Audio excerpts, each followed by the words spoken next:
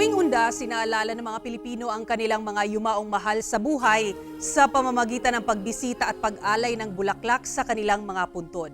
Alamin natin ang kaganapan sa iba't ibang sementeryo sa bansa sa live report ni Cyril Chavez ng GMA Regional TV 1 Mindanao.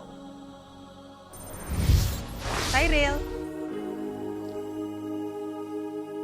Yes, Sara, tradisyon na nating mga Pilipino ang pagbisita sa ating mga yumaong mahal sa buhay tuwing Undas. Kaya naman, dagsa ang mga tao sa mga iba't ibang sementeryo sa ating bansa.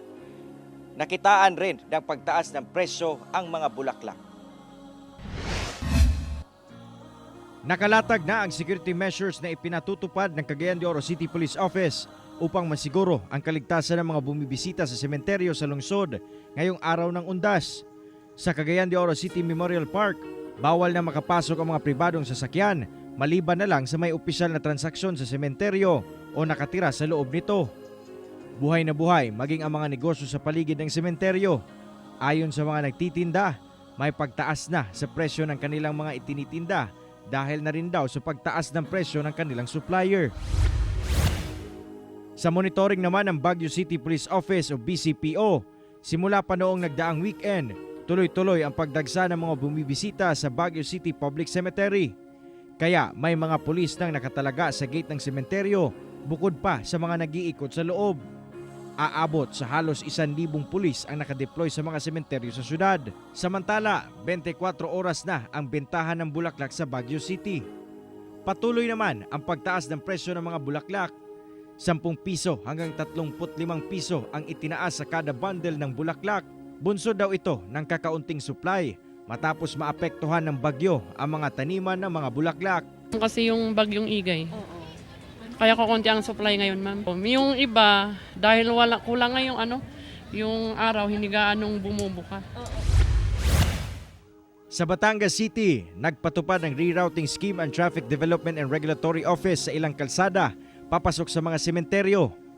Mahigpit ding ipinagbabawal ang pagdadala ng mga matutulis na bagay, paninigarilyo at paggamit ng vape sa pampublikong lugar at ang pag-iiwan ng mga nakasinding kandila na maaaring magdulot ng anumang disgrasya.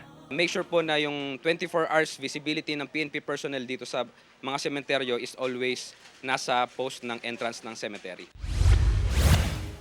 Sa Naga City, Camarines Sur, maaga pa lang ay nakadeploy na ang mga otoridad sa iba't ibang sementeryo sa lungsod.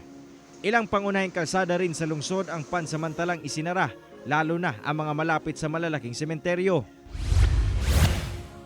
Maaga namang nagpunta ang ilang residente sa Tanza Public Cemetery sa Iloilo City upang dalawin ang puntod ng kanilang mga yumaong kaanak. May mga nagbebenta rin ng mga kandila at bulaklak sa labas ng sementeryo. May nagbabantay din ng mga pulis at ibang force multipliers upang masiguro na maayos at mapayapa ang pagbisita sa sementeryo.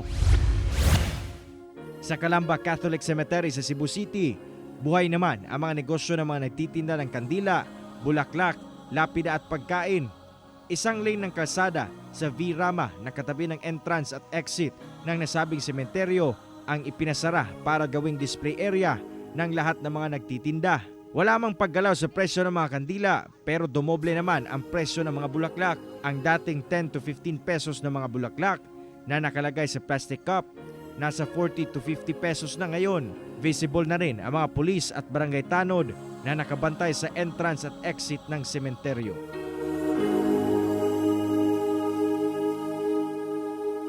Sara, dito sa Cagayan de Oro City Memorial Park, tuloy-tuloy ang pagdagsa ng mga tao. Samantala, kanina pasado alas 8 ng umaga, bubisita si Police Regional Office 10 Director Police Brigadier General Ricardo Layog Jr. at kanyang personal na sinuri ang seguridad na ipinapatupad dito sa lugar. Sara.